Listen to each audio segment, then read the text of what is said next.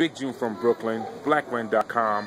We're here with DJ Duane Harriott. He's one of the premier DJs that has playlists on Blacren.com.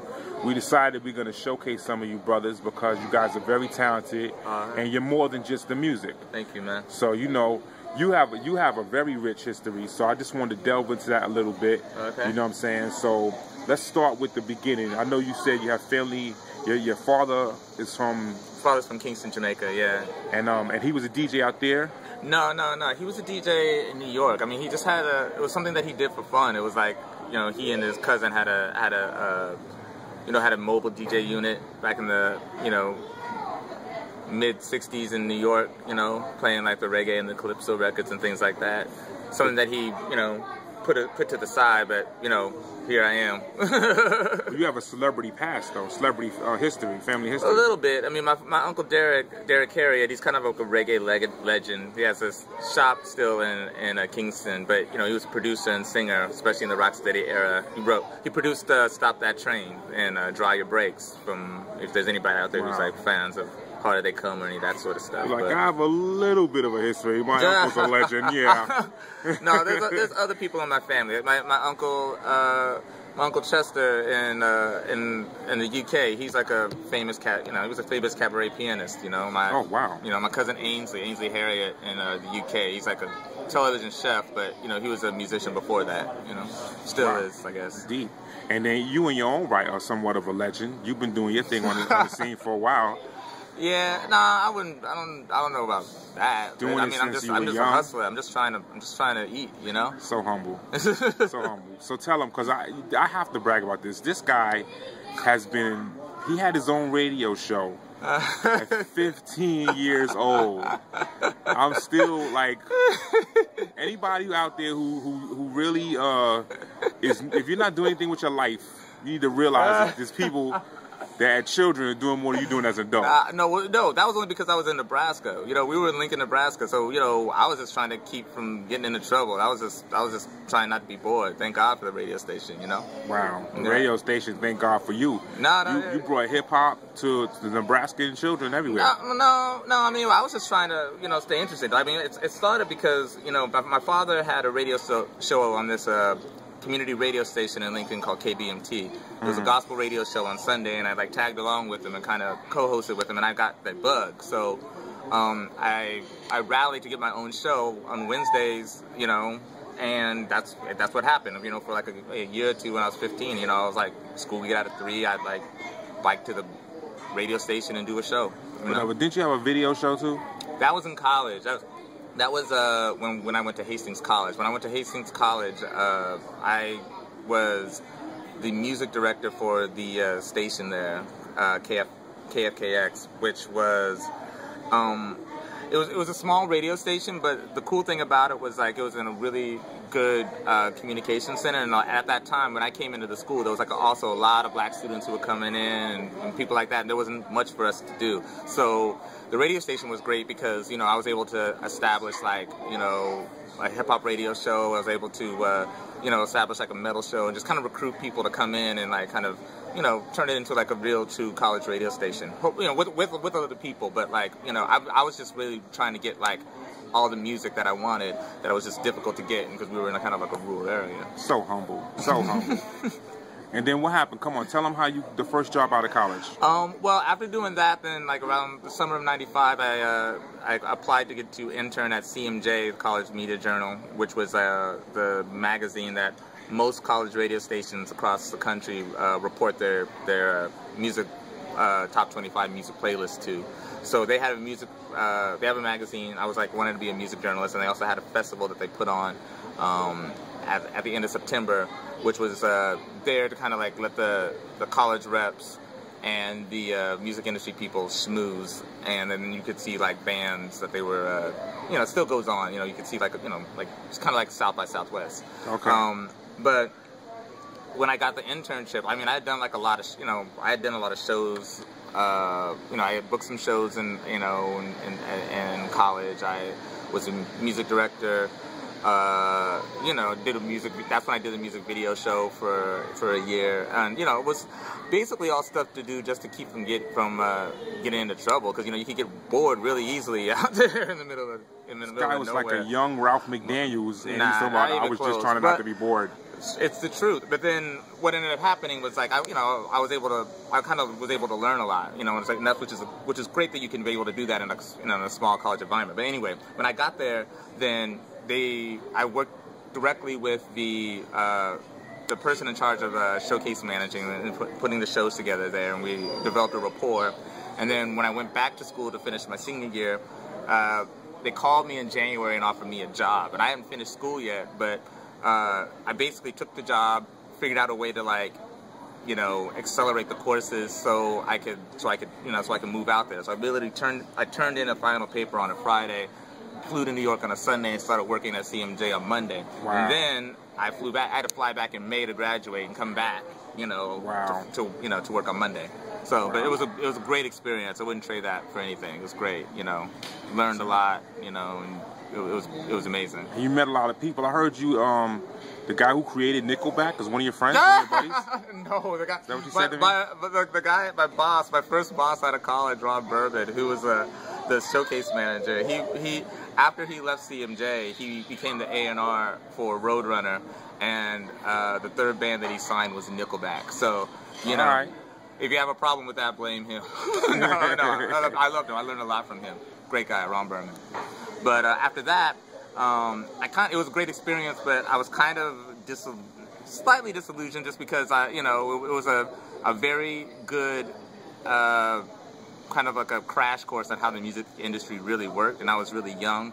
So I kind of stepped back, and I took a job working retail over at Other Music, independent record store on 4th and Broadway in New York, and then I started doing freelance, writing for like The Source and for Vibe and a couple of other magazines, and then I fell backwards into DJing again because I made a couple of friends at the time. One of them was this British girl who had a roommate who was moving back to London, and they had a nice loft in Chinatown, and they were throwing a going away party for her, and she asked me to play records. It was a big party, and so I played, and there was another guy who was there who was a promoter. He was like, "Hey man, you're really good. I'm throwing this party next week. You wanna, I would love if you wanna come and play records." Like, yeah, sure. So I went to played that party.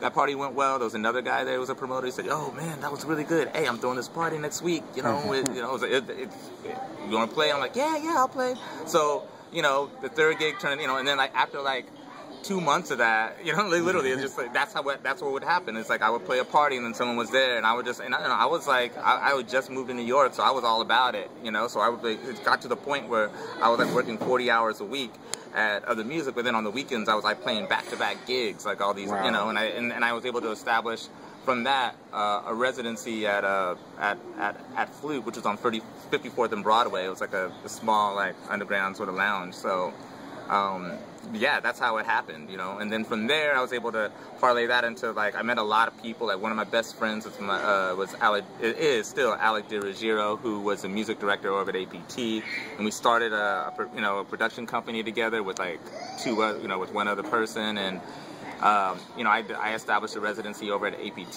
doing Negro Clash with Lindsay Caldwell and Prince Language, so and cool.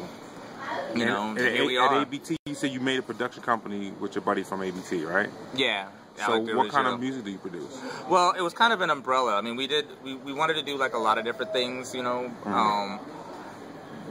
did it was called SAC International, and we kind of it was kind of like an umbrella for whatever it is that we wanted to do, whether it be make beats or do music consulting or programming for radio, for restaurants, or we were just kind of into it all, and that was just kind of a way for us to kind of put a nice little cloak around it. And so, one of the things that, there was the company has a production credit on the J-Lo remix record that came out, J to the L-O. That was only because one of Peter Wade was actually doing, he was a vocal engineer for Corey Rooney at the time. So, I was able to parlay into that, and then, just if anything, then what it did was it just kind of it was just kind of a way for us to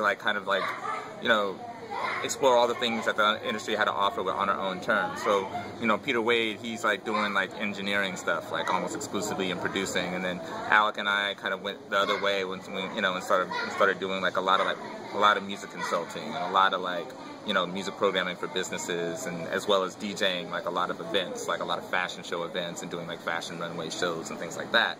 At the same time that's going on, I've also established like my DJ career in terms of like clubs and stuff like that. Like I said before, you know, I had a residency on my own at APT, in addition to the one that I did with Lindsay Caldwell and Prince Language, which was Negro Clash. I had my own party that I did there called The Get Up, which is like a monthly at APT, which is like I think the third Friday of every month, and I actually teamed up with Twilight Tone, who does a great weekend, and we had you know, for about a year we teamed up and we had a party together. I also started producing music, disco music, with a great friend of mine, Jorge Velez, aka Professor Genius, who is also a great friend of Blacren. We formed a group called BIM Marks, which is just like a fun little thing that we did, just in a way to kind of document our own friendship musically. And we were blessed to have Still Love for Music, great label out of Chicago, but I put some of our stuff out. We did some remixes. Great. And, you know, as for the future is concerned, you know, I'm working on some new remixes of some New York bands, Ex-Cops and a couple of others. And, you know, I started doing parties again with Tim Lovely from Tummy Touch and Tiffany Crunkboney, who's an amazing DJ from Brooklyn. And, you know, just happy to still be in the game, you know? Happy to be doing this. I truly, I'm like excited and amped. I'm just still hungry, still love it. Still love hearing new music. I have a radio show on WFMU every Wednesday from noon to 3. It's great, you know? Everything's coming full circle, you know? And it's you know, I'm just happy to still be in it, and that people still, for the most part, so humble, care. So as long as there's 20, you know, as long as there's 20 people who still care, I'll still do it. I don't care. That's crazy. Know? Well, it's been great talking to you, man. Thanks, man. It's been awesome. Thank you so much for, like, you know. Thanks for lunch, by the way. I was hungry as hell. Well, thanks for lunch. He's also very funny, in case you didn't know. So, I mean, I just want you to know, like, you know, there's people out there, man. They get into a business and they just want to make some money, and there's people who actually learn how to create money from doing what they love. And you know, from everything you told me today, that's what it seems to be, is the path that you've taken. I mean, it's you gotta it doesn't matter what you do, you gotta love what it is that you do, especially if you're doing something in the arts. It's like, you gotta love it, and you gotta be okay when you gotta love it when you're making a lot of money. You gotta love it when you're making no money. You have to have that same sort of enthusiasm for what it is that you're doing, because if you're just doing it for the check, especially in this industry, then, you know, you're gonna be disappointed. Yeah. You know, you gotta love it. Yeah. So. And thank God I still do, man. You know? And that's what it is. Blacren.com. Blacren.com, man. DJ Duane Harriott, Big G from Brooklyn. Yeah, man. And we out. We out.